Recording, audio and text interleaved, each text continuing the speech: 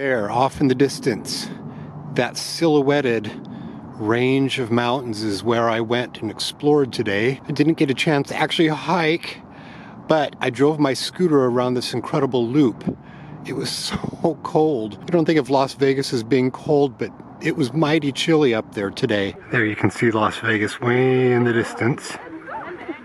As we pan around, you can see the amazingness of this valley.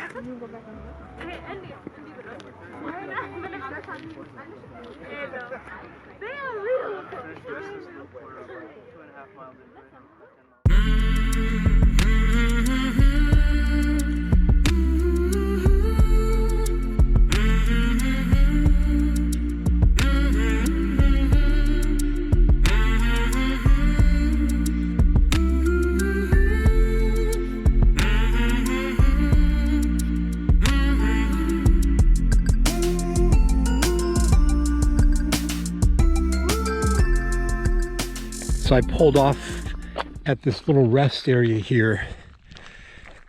Lake Mead is off in the distance. Look at this desert scenery. Just amazing. Holy cow.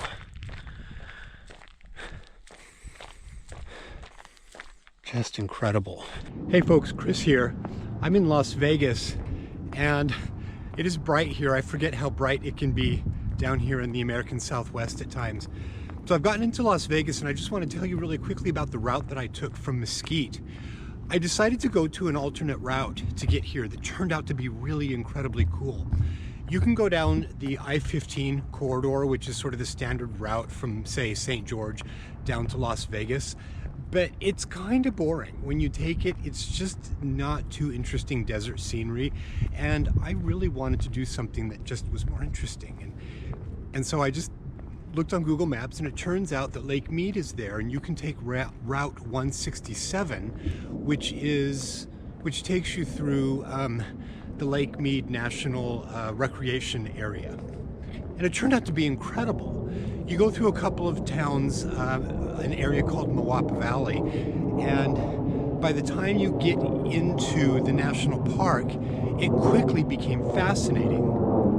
So that Route 167, it doesn't look all that interesting on the Google Maps. I mean, it's really kind of hard to tell unless you do the street view. But when I got down there and I started driving through it, it quickly turned into just something very, very interesting. And my timing wasn't great, so I happened to drive through it, you know, as the sun was setting and it was getting to be dusk. But that actually just sort of added to how amazing it was. It just looked like an alien landscape.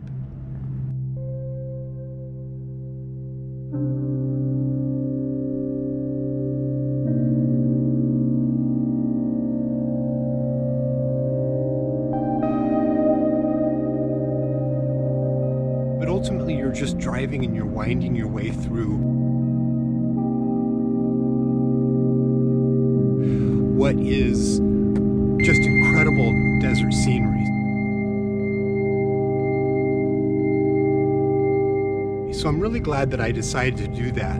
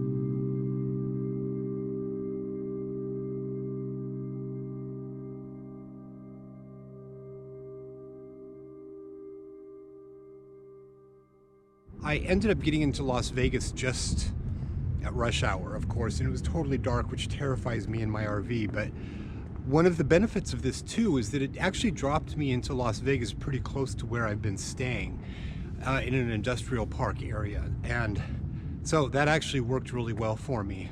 The next day I decided to take off and do some exploring up into the Red Rock Canyon area above Las Vegas. You know, I lived here for years when I was a teenager, and I never actually went up there.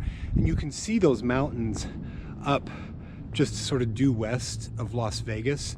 And they look interesting, but I had never actually driven up there. And I finally decided to drive up there, took my RV and I took my scooter, and I'd scoped out some things on Google Maps that I wanted to do.